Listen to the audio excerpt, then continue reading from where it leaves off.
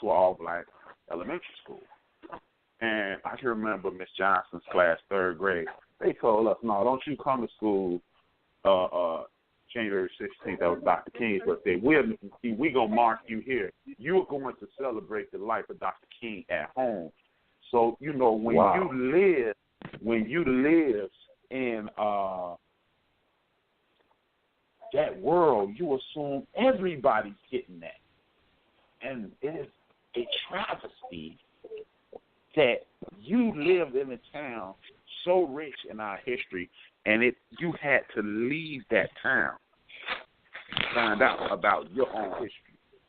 How did that make you feel, Reggie? You know, once you learn these things. I was shocked. I mean, because again, I could, you know, and I asked my dad and my mom, and they were aware of it, and I'm like, but even they were, like I said, again, it was not a lot of information. And my mom was not big on rumor and you know, innuendo. You know, she didn't bring anything to us unless, you know, they had the full story. And it was, you know, we had Black History class, but that was never in there because they had basically erased it for all intents and purposes. They erased Black Wall Street. I mean, because again, I didn't hear it from family members. I didn't hear it from neighbors. You know, I grew up all black neighborhood.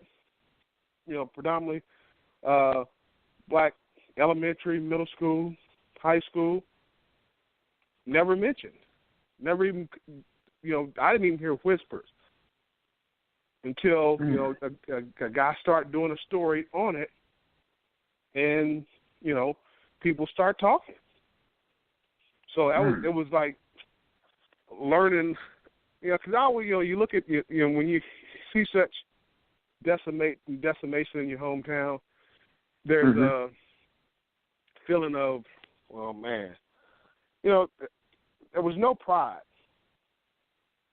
You know, because it's like, you know, you come from this side of town and nothing's going on there but poverty and, you know, I mean, we had violence, gangs, and, you know, the way out was sports or drugs.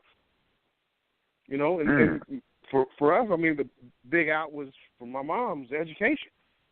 So having that opportunity to step out, go to a prominent university was a major coup, you know, because I had, you know, scholarships to, or not scholarships, but I had the opportunity to go to a Princeton. So, I mean, education was always big growing up in my family. But like you said, you know, that was how I was raised. I went to magnet schools. So, the focus was education. But, you know, you also see what's going on around you. And a lot of guys I grew up with got caught up in drugs and violence. And, you know, when I went to Notre Dame, I had to leave behind a lot of mess. You know, when I would come back, it was almost a different mindset being back when I came back to campus versus going back home. You know, you had to, because, you know, Notre Dame was called the bubble. It was feeling the safety, you know, not a whole lot bad stuff goes on there, at least when I was there. And you go home, you got your sense of, you got to be on point.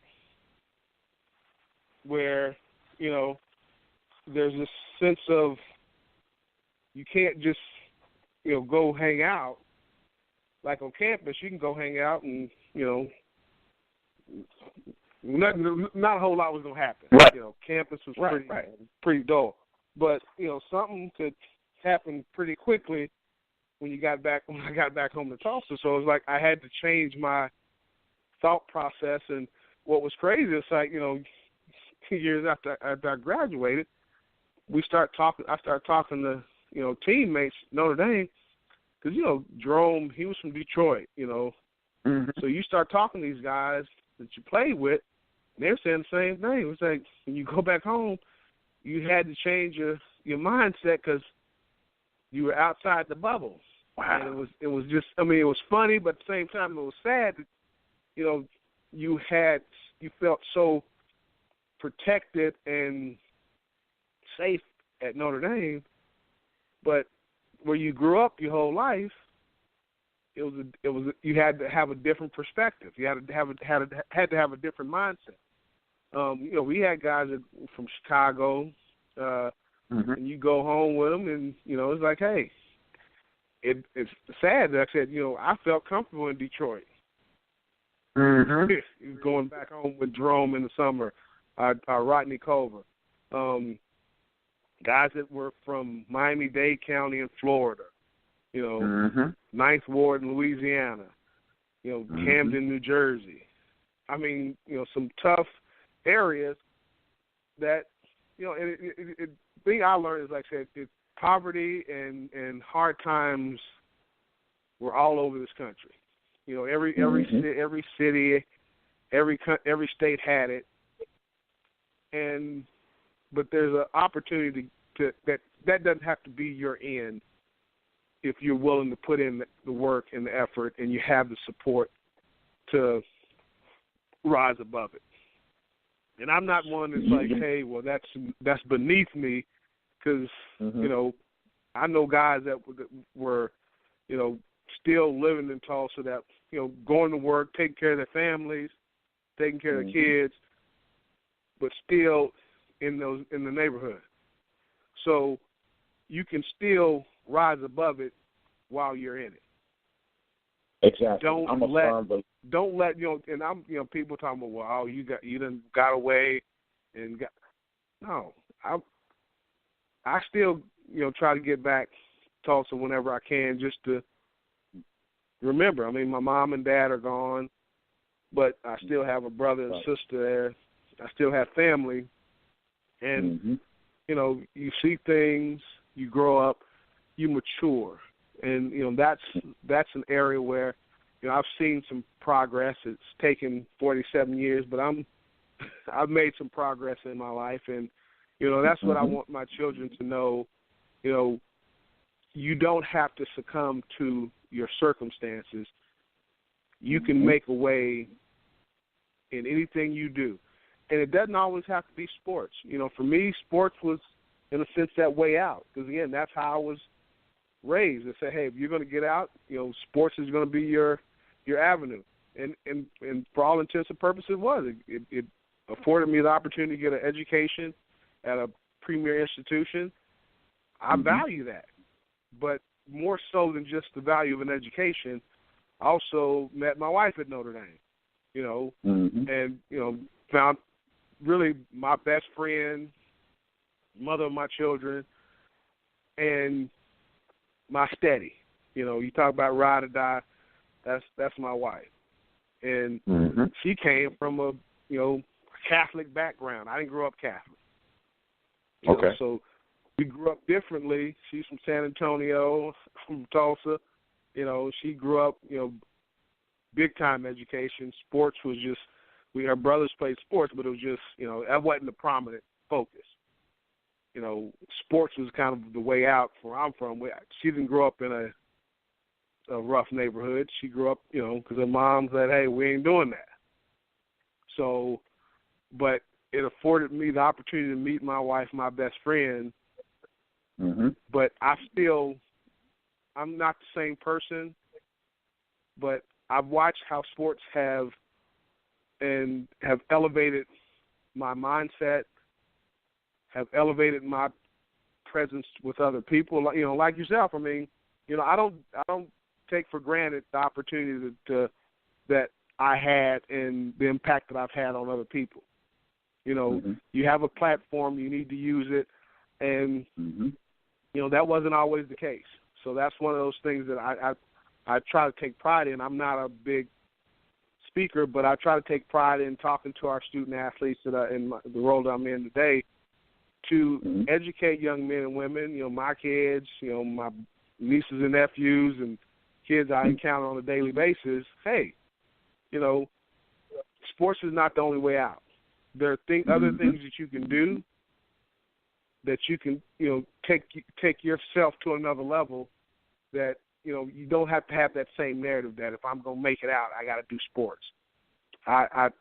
Don't get me wrong now. I'm a big sports fan. I love sports, and I know what it can do for any young man or young woman across the board, because I always felt that, through sports, we grow, we develop, we come together, and we build something greater than ourselves. Exactly. And you know what? When you talk about education and your wife, and how you had the opportunity to attend Princeton University, is that part of the reason you chose Notre Dame as well? Because that academic circumstance is just it's not the Ivy Leagues, but the Notre Dame education is at Notre Dame, education is paramount. Was that part of your decision as well? That had a lot to do with it. That was a major part of it for me, and also the community. That was the thing that really stood out to me in my times at Notre Dame, was just how people were. People, because when you go to recruit and visit, they're whining and dining you, but it's mainly the coaches, the administration. Man, I had people in the dining hall that work in the dining hall, work on the grounds crew. Went out of their way to look out for you. Not because you were a recruit, it's because that's just how it was. I remember years later, Monty Williams, who played with the New York Knicks, and he was a coach, and he's coaching back in the coaching now. Came back to Notre Dame with his family. This is 4 or 5 years ago now. We go in the dining hall. This black guy that worked in the dining hall all these years, he remembered Monty, remembered me, was talking to us. But he remembered Monty's wife, Ingrid. And that said something to me. That said to me, that's someone genuinely cares and welcoming you back. And this is, years later. Our pro career's over. We're grown family members, and I saw how impactful that was not only Ingrid and Monty, but for their kids, because they were up with their kids, and that said something to me, and that's one of the things that I try to make a point of, being back on campus, is to let people know that Notre Dame is more than just football factory or sports. It's more than education. It's the importance of valuing people and really building on that community.